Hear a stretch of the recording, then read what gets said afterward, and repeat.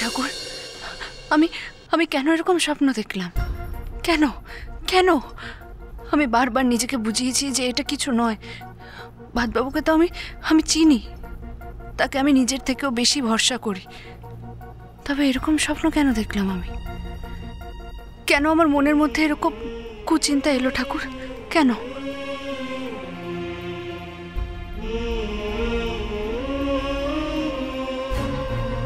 আমি যে ভাতবাবুকে কখনো বুঝতে দিতে চাই না যে ওকে নিয়ে আমার মনের মধ্যে একটা ইনসিকিউরিটি কাজ করে।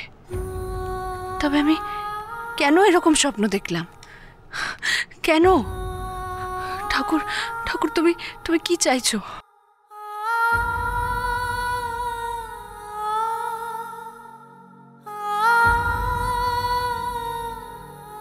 এতদিন পরে এই বাড়ির মানুষগুলো একটু শান্তিতে আছে, একটু সুখের খোঁজ পেয়েছে।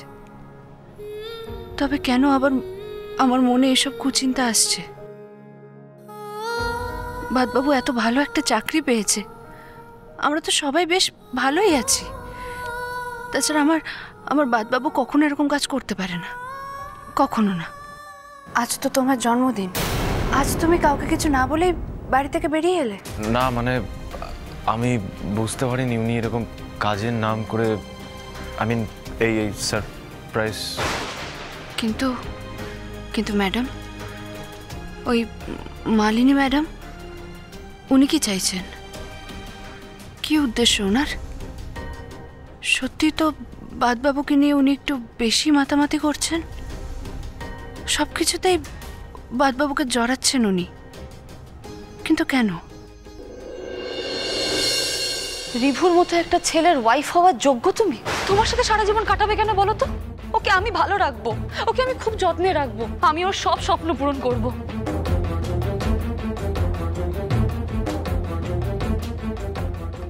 তুমি আমার সব কিছু নিয়ে নাও, প্লিজ রিভুকে আমায় দিয়ে দাও।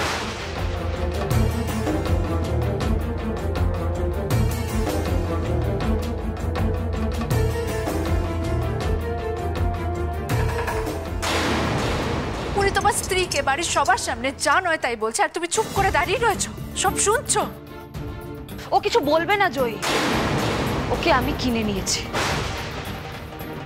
তুমি কিছু করতে পারবে না। তোমার চোখের সামনে দিয়ে আমি রিভুকে নিয়ে চলে যাব।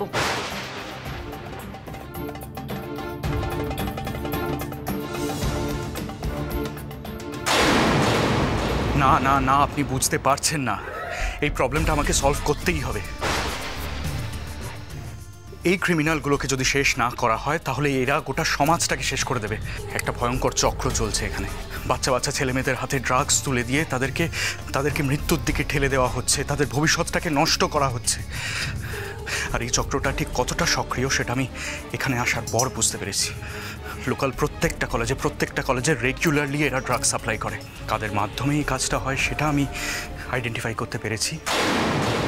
আর শুধু ড্রাগ অ্যাডিক্ট করিয়ে দিয়েই নয়, এদেরকে বিভিন্ন রকম খারাপ কাজেও লিপ্ত করা হচ্ছে, তাদেরকে বিপথে চালানো হচ্ছে। আর এই ছেলেমেয়েগুলো কিছু না বুঝে পড়াশুনো খেলাধুলা সব ছেড়ে দিয়ে তাদের ফাঁদে পা দিচ্ছে। এই অর্গানাইজেশনটা কিন্তু যথেষ্ট স্ট্রং, তাই আমার এমন কিছু ডেসপারেট ছেলেমেয়ে দরকার যাদেরকে আমি ইনভেস্টিগেশনের কাজে ইউজ করতে পারবো। এই সাপোর্টটা কিন্তু আপনাকে দিতেই হবে। আপনি প্লিজ দেখুন যাতে এরকম কাউকে যদি খুঁজে পাওয়া যায়, and that too as early as possible. Okay, thank you.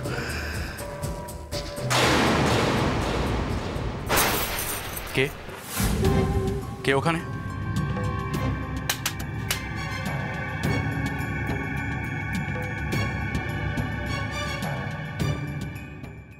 হ্যাঁ আসুন।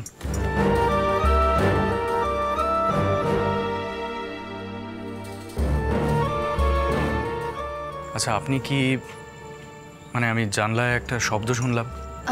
হ্যাঁ, ওটা আমি ছিলাম। দেখুন, আড়ি পেতে লোকের কথা শোনার অভ্যেস আমার নেই, আপনি প্লিজ আমায় ভুল বুঝবেন না। আমি করিডোর দিয়ে যাচ্ছিলাম, হঠাৎ আপনার কথা আমার কানে এলো। আপনি বোধহয় ড্রাগ এডিকশনের বিরুদ্ধে লড়াই করছেন। এইসব শুনেই আমি আমার কৌতূহলটাকে চাপতে পারলাম না। দেখুন, এতদিনে আমি আপনার লক্ষ্যটা কিছুটা হলেও বুঝতে পেরেছি। হ্যাঁ, আমিও আপনার সাথে একমত। যারা দেশের যুব সমাজের হাতে ড্রাগস তুলে দিচ্ছে, তাদের সর্বনাশের দিকে এগিয়ে দিচ্ছে, তাদের উচিত শিক্ষা পাওয়া উচিত, আর এতেই দেশের মঙ্গল। আমিও সেই চেষ্টাতেই আছি, দেখি কতদূর লড়াই করতে পারি।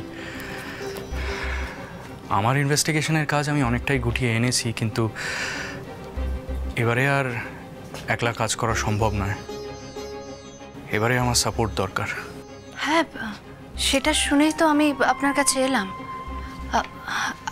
এত ভালো একটা কাজে যদি আমি কোনোভাবে আপনাকে সাপোর্ট করতে পারি, সত্যি আমি খুব খুশি হব।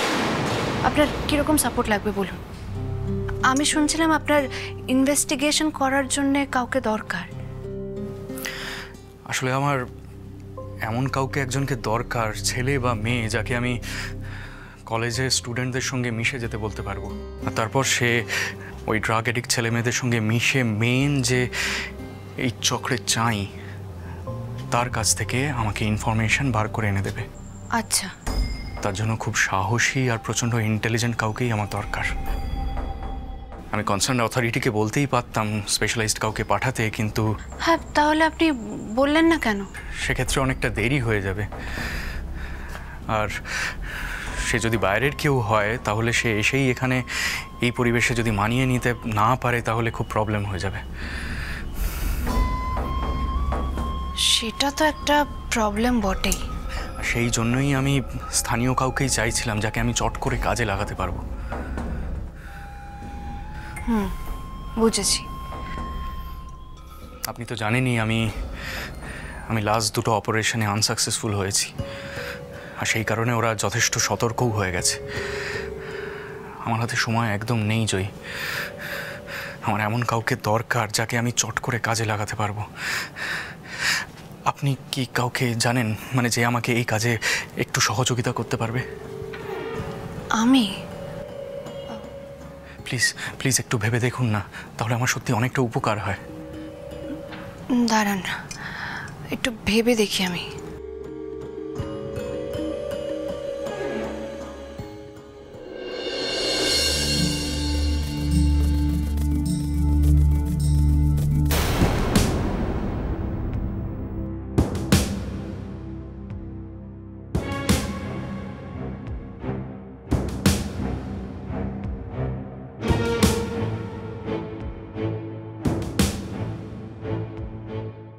এত রাতে জুই কোথায় গেল? এখানেই তো ঘুমোচ্ছিল, কোথায় গেল? একজন আছে যে আপনাকে সাহায্য করতে পারে। কে? আখি। আখি মানে আপনার বোন? হ্যাঁ, আখি। দেখুন, এমনিতেই এবার ওকে কলকাতার কলেজে ভর্তি করার কথা। আপনি যে কলেজের কথা বলছেন, ওকে সেই কলেজে ভর্তি করে দেব। Not a bad idea.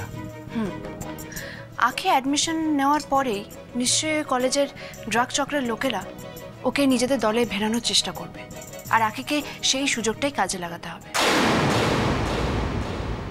কিন্তু জয়ী, আখি আপনার বোন, এইসব কাজে ওকে ইনভলভ করা, এমনিতেই দেখুন আপনার আমাকে হেল্প করার ব্যাপারটা রিভুবাবু খুব একটা পছন্দ করছেন না। আপনি আমাকে শুনুন শুনুন শুনুন, কিছু জিনিস তো আমিও বুঝি নাকি। আমি চাই না এইসব কারণে আপনাদের মধ্যে আবার কোনো ভুল বোঝাবুঝি হোক। কি দরকার, আমি দেখে নিচ্ছি কি করা যায়। আপনি কেন এত ভাবছেন বলুন তো? কেন এত ভাবছেন? আমিও ছোটবেলা থেকে কোনো অন্যায়কে কখনো প্রশ্রয় দিইনি। সেটা আপনাকে দেখলেই বোঝা যায় জয়ী।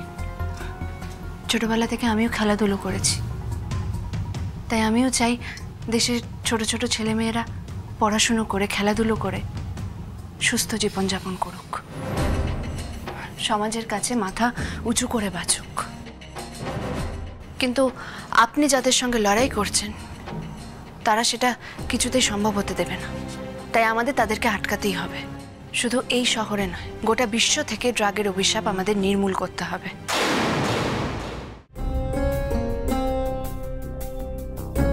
জয়, জয়,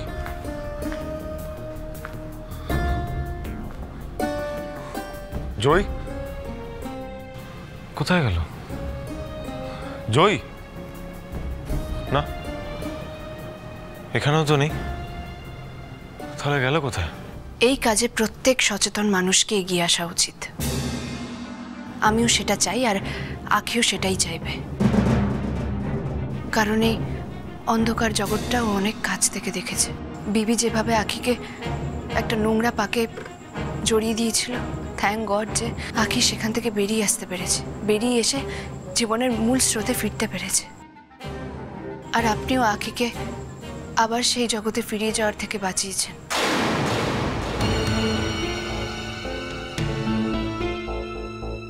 আর ও এই সুযোগটাকে কাজে লাগিয়ে ওর সাথে যে অন্যায়টা হয়েছিল তার বিরুদ্ধে ও লড়াইটা করবে বলেই আমার ধারণা। কিন্তু কাজটায় তো একটু ঝুঁকি আছে। ভালো কাজ করতে হলে তো একটু ঝুঁকি নিতেই হয়। আপনিও তো নিচ্ছেন না? আপনি একদম চিন্তা করবেন না, আখিকে আমি রাজি করাবো। আমি জানি যে আপনাকে হয়তো সবাই বুঝতে পারবে না, আপনার লড়াইটাকে সাপোর্টও করতে চাইবে না, কিন্তু আমি আপনাকে আপনার এই লড়াইতে সাপোর্ট করব। আমি আপনার পাশে আছি, সব সময় আমি আপনার পাশে থাকব। আর এই ব্যাপারে কে কি ভাবলো সেটা নিয়ে আপনাকে ভাবতে হবে না। কাল সকালে আবার আমি আপনার সঙ্গে এই বিষয়ে আলোচনা করব। এবার আপনি শুয়ে পড়ুন। Good night. Good night.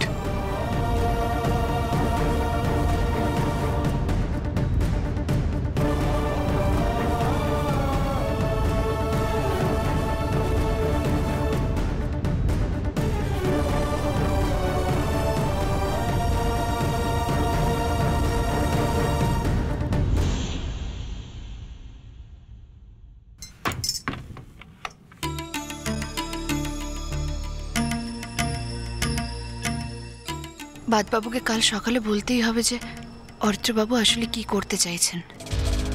এত ভালো একটা কাজ যেভাবেই হোক না কেন এই ড্রাগের চক্রকে শেষ করতেই হবে। বাদবাবুকে বলতে হবে আখিকে আমরা কলেজে ভর্তি করব।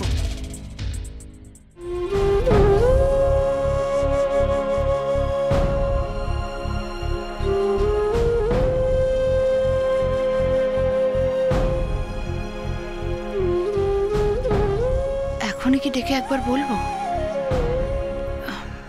না না, থাক, কাল সকালেই বরং বলবো। মানুষটা সারাদিন এত পরিশ্রমের পর অকাতরে ঘুমোচ্ছে, থাক।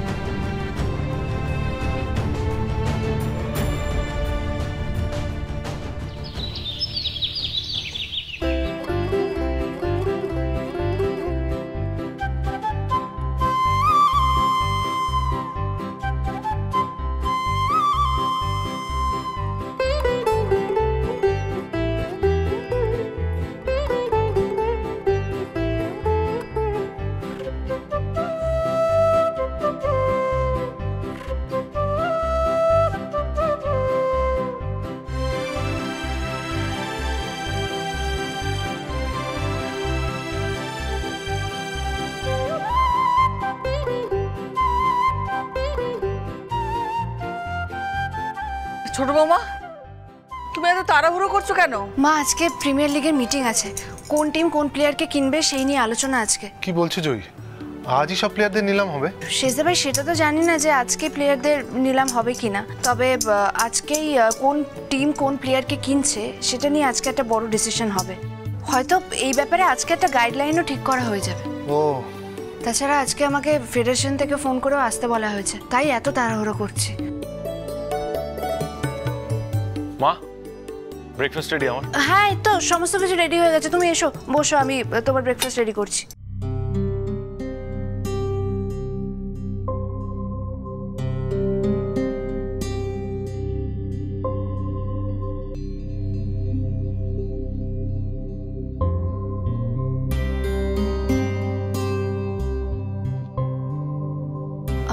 বলছিলাম তোমাকে না একটা ইম্পর্টেন্ট কথা বলার আছে।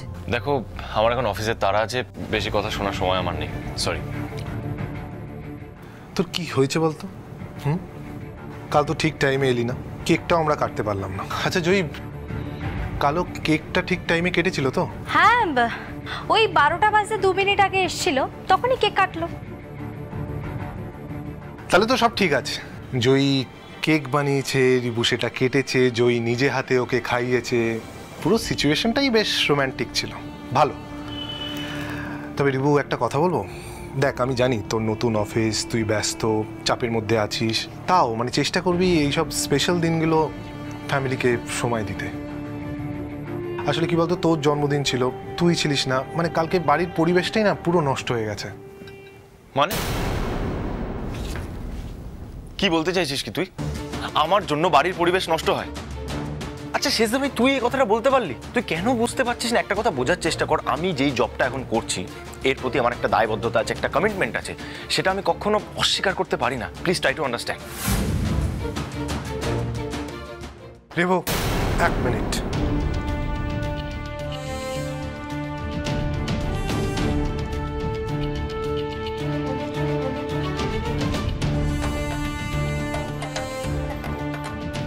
দেখ ভাই, আমি কিন্তু কথাটা তোকে ওইভাবে বলতে চাইনি, তুই আমায় ভুল বুঝছিস। দেখ তুই হয়তো অন্যভাবে কথাটা ভেবেছিস, আমি তোকে এইটুকুই বলতে চাইছি, আমি যে জবটা করছি সেখানে আমাকে অনেক প্যাম্পার করে রাখা হয়েছে, একটা বড় পোস্ট দেওয়া হয়েছে, এত টাকা মাইনে দিচ্ছে, এত সুযোগ সুবিধা দিচ্ছে, তাহলে তো আমি তাকে নিজের বলেই মনে করবো বল? দেখ পরিষ্কার করে বলতে গেলে যার জন্য আজ আমার সংসার চলছে তার কথা তো আমাকে ভাবতেই হবে, তাই না? অগ্নি, তুমি কেন এই রিভু কি করবে না করবে সেই ব্যাপারে কথা বলছো বলো তো? তুমি চুপ করো না। দেখো ওটা ওর পার্সোনাল ম্যাটার, আমার মনে হয় তোমার ইন্টারফেয়ার করাটা উচিত নয়।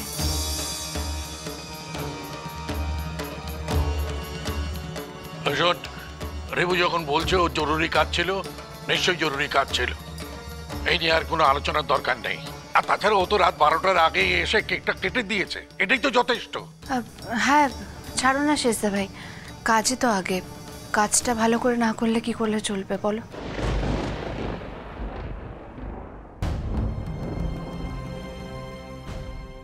এ কি অরিত্র, কেমন আছো? শরীর ঠিক আছে তো? এই ভাই, তোকে মাসিমণি ফোন করতে বলেছিল, করেছিলি? ও হ্যাঁ হ্যাঁ হ্যাঁ হ্যাঁ হ্যাঁ করেছি।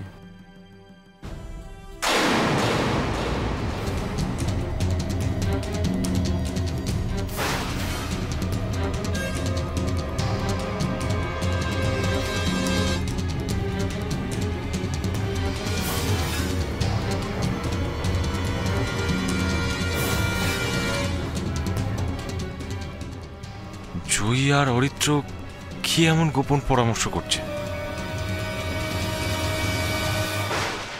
জয়ীকে যে আমি এতবার করে বারণ করলাম এসবের মধ্যে ঢুকো না, তবুও জয়ী এসব ঝামেলার মধ্যে ঢুকছে, কিছুতেই আমার কোনো কথা শুনছে না।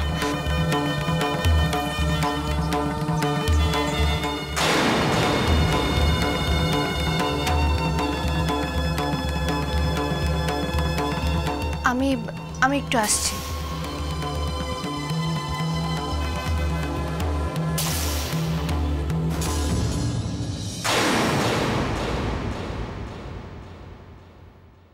বাদবাবু, তোমাকে একটা জরুরি কথা বলার আছে, সেটা না শুনলে তুমি কোথাও যাবে না। আমাকে তুমি কি জরুরি কথা বলবে শুনি? তোমার জরুরি কথা শোনার সময় আমার কাছে নেই।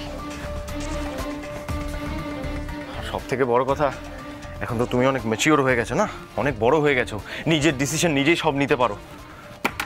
তোমার পার্সোনাল বিষয়গুলো আমার সঙ্গে শেয়ার করার প্রয়োজন মনে করো? তাই তুমি যেটা ভালো বুঝবে সেটাই করবে। এই তুমি আমার সাথে এরকম কেন করছো? কি করেছি আমি? দেখো তোমার সঙ্গে একটা জরুরি বিষয় আলোচনা করার আছে বলে উপরে এলাম। কাল রাতে তোমাকে কথাটা বলতাম কিন্তু তুমি ঘুমিয়ে পড়েছো। তোমাকে একটা কথা কতবার বোঝাতে হবে? আমি তো বলছি আমি ইন্টারেস্টেড নই শুনতে। দেখো আমার অনেক লেট হচ্ছে, অফিসে যেতে হবে। এমনিতেই ম্যাডাম বলে দিয়েছে 10টার মধ্যে অফিসে পৌঁছতে। সরি। আরে দাঁড়াও তুমি। বাবু তুমি কেন আমার সাথে এরকম করছো? কি করেছি আমি? প্রত্যেক মুহূর্তে আমাকে ছোট করছো তুমি। কেন এরকম করছো আমি বুঝতে পারছি না। আমার দোষটা কোথায়? কিসের রাগ এত তোমার আমার উপরে?